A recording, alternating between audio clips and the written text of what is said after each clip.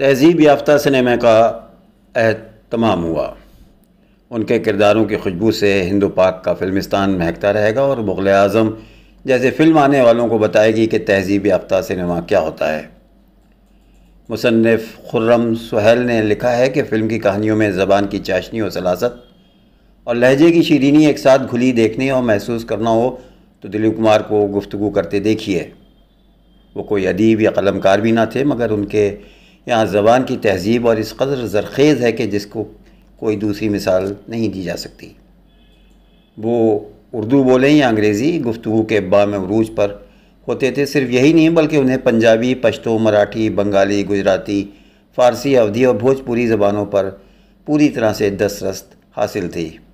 बर-ए-सग़ीर Hindu पाक में अदबी रवायात और तिलिस्माती अदाकारी का यह ज़री बाब इख्तिताम पजीर हुआ। बर-ए-सग़ीर के सिनेमा की तारीख़ में 1913 में दादा साहब फाल्के की बनाई हुई फ़िल्म राजा हरीश चंद्र हू बहू बर-ए-सग़ीर की पहली खामोश फिल्म थी, या फिर 1931 में रिलीज़ होने वाली पहली बोलती फ़िल्म आलम आरा हो। गैर मुनक़सिम हिंदुस्तान में इन फ़िल्मों ने सिनेमा के ज़रिए अहद का आगाज़ किया। इस ख़त्ते की फ़िल्मी तारीख़ में 100 साल से भी ज़्यादा अरसा बीत गया। फ़िल्में बन रही हैं, फ़नकार हुनरमंद इसमें अपनी सलाहियतें आज़मा रहे हैं। गैर मुनक़सिम हिंदुस्तान के सिनेमा में अगर हम किसी पहले सुपर स्टार को तलाश करें तो हमारी निगाहें सिर्फ़ एक ही अदाकार पर जाकर ठहरती हैं जिन्होंने हकीकी मानों में सुपर स्टार का मकाम हासिल किया और जो बर-ए-सग़ीर हिंदो पाक के फ़िल्मी मंजरनामे बछाए रहे। उनका नाम मोहम्मद यूसुफ़ ख़ां है, जिन्हें फ़िल्मी दुनिया दिलीप कुमार के नाम से जानती है। एक ऐसा अदाकार जिसकी ये आदत थी कि जब भी वो अपने लिए किसी किरदार को मुंतख़ब करता तो सबसे पहले उसके किरदार की नफ्सियात को परखता, उसके जज्बात की तह में उतरता, उसको अपने ऊपर तारी करता, फिर उसे बरक़ी आँख के सामने कुछ इस तरह अदा करता कि वो किरदार फ़िल्मबीनों के दिलों में उतर जाता और अज़हान में नक्श हो जाता। ऐसे कई किरदार फ़िल्मी तारीख़ में बिखरे हुए हैं जिनको इस फ़नकार ने अदा किया और आगे बढ़ गया, लेकिन वो किरदार उसकी उंगली थामे उसके हमराह जाने की ख्वाहिश में फ़िल्मबीनों के दिलों में रचे बसे रहे।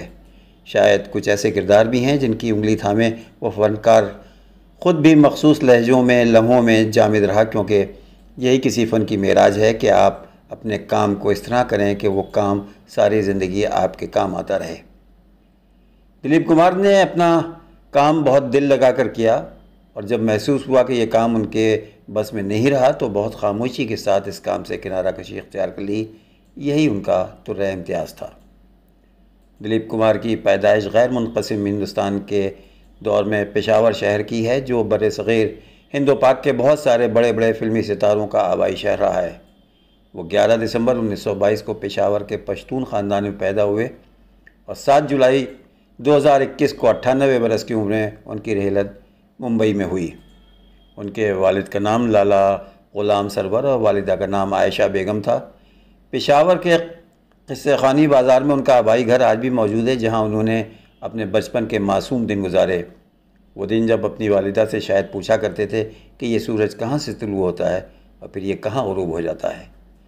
ज़िंदगी की रानाइयाँ महसूस करने वाले दिल की तड़प उनको फ़न अदाकारी की तरफ ले आई। उन्होंने वालिद के कारोबार में हाथ बटाने के अलावा बरतानवी फ़ौज के कैंटीन में मुलाजमत भी की। वो कम उम्री में ही पेशावर से मुंबई चले आए और तलाश माश में मसरूफ़ रहे। इस अरसे में तकदीर उनको मारूफ अदाकार और बॉम्बे टॉकीज़ जैसे फिल्मसाज इदारे की मालकिन देविका रानी तक ले आई, जिन्होंने उनको दिलीप कुमार का नाम अता करने और फिल्म ज्वार भाटा में पहली बार हीरो का किरदार भी दिया। 1944 में दिलीप कुमार की ये फिल्म बॉक्स ऑफिस पर कामयाब भी तो हासिल नहीं कर सकी, लेकिन फिल्म साजों की घाघ नज़रें पहचान चुकी थी कि यह अदाकार बहुत आगे जाने वाला है। यही यूसुफ़ खान बॉलीवुड का पहला कामयाब खान हीरो साबित हुआ। 1947 में फ़िल्म जुगनू में मैडम नूरजहाँ के साथ काम किया। इस फिल्म के हिदायतकार शौकत हुसैन रिजवी थे। 1949 में फ़िल्म अंदाज में राज कपूर और नरगिस के साथ फ़न अदाकारी के जौहर दिखाए। महबूब खान की बनाई हुई फ़िल्म, इस फिल्म को भी बहुत मकबूलियत मिली। दिलीप कुमार की शोहरत का परिंदा अब परवाज़ भरने लगा। हिंदुस्तानी और पाकिस्तानी सिनेमा की तारीख़ में 40 की दहाई से लेकर 70 की दहाई तक के दौर को फ़िल्मों का सुनहरी दौर समझा जाता है और यही दौर दिलीप कुमार के करियर का भी सुनहरी दौर था। उन्होंने मेथड एक्टिंग के अंदाज़ को हिंदुस्तानी सिनेमा में मुतारिफ़ कराया।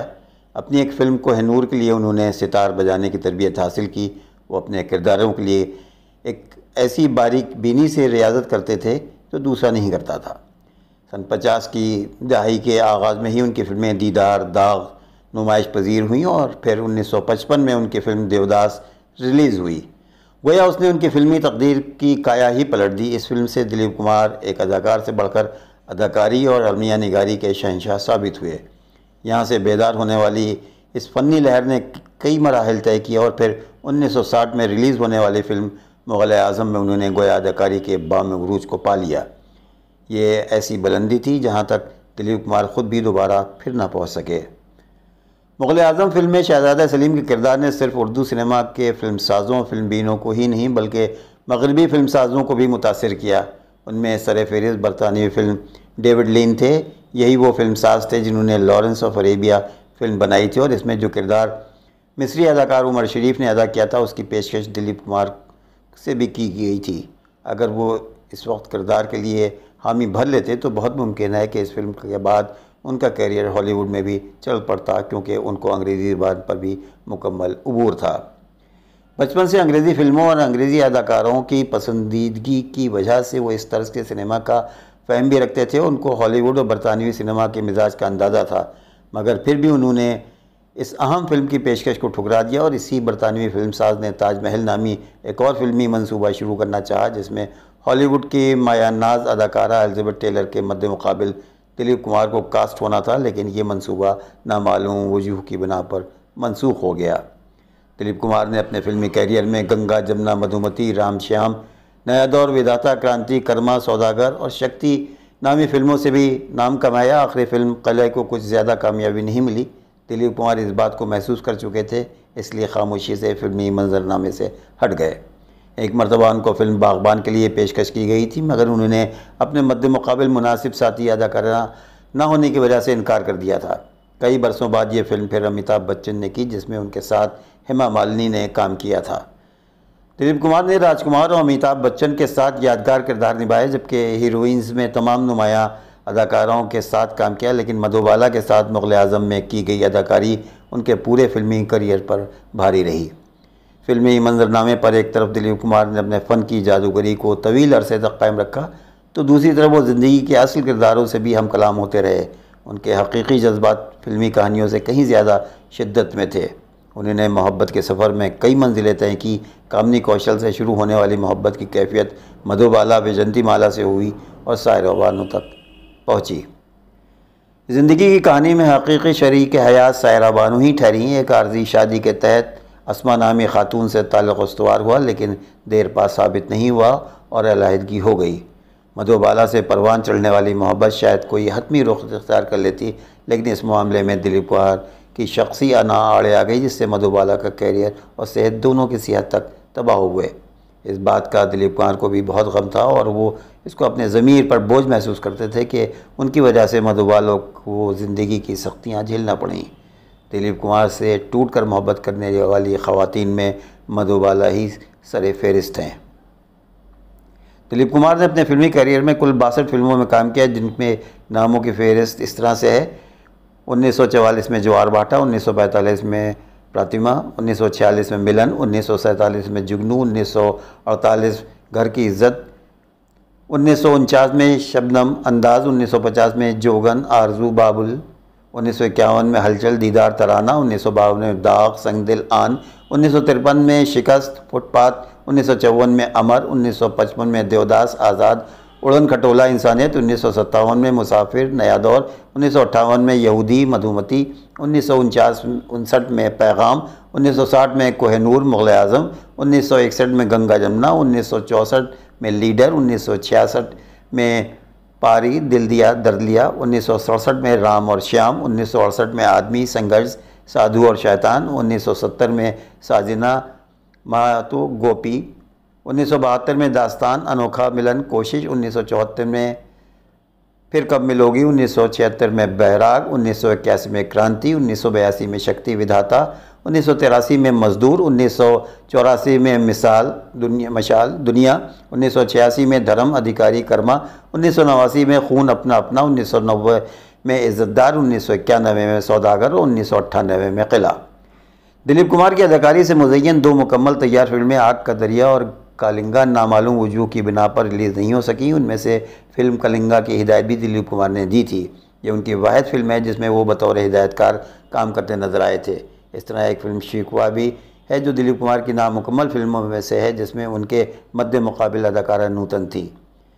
सुभाष घई ने एक फ़िल्म मदरलैंड भी अमिताभ बच्चन और शाहरुख खान के साथ कास्ट में थे, मगर फिर इस फिल्म में उन्होंने किनारा कशी इख्तियार कर ली थी। 70 की दहाई से दिलीप कुमार का करियर ज़वाल पजीर होना शुरू हुआ, जिसकी एक बदतरीन मिसाल उनकी फ़िल्म दास्तान थी। इस फिल्म के खसारे और बॉक्स ऑफिस पर शदीद नाकामी ने वाज़े कर दिया था कि अब दिलीप कुमार का सहर टूट रहा है। कोई माने या ना माने, दिलीप कुमार ने देवदास और मुग़ल आज़म जैसी फ़िल्मों के ज़रिए अपने इमेज इस कदर बुलंद कर दिया था कि इसके बाद आने वाली फ़िल्में उनकी कारकर्दगी नहीं दिखा पा रही थीं, या यूँ कहें कि फ़िल्म बेनों के दिल पर उनके दीगर किरदार असरअंदाज नहीं हो रहे थे।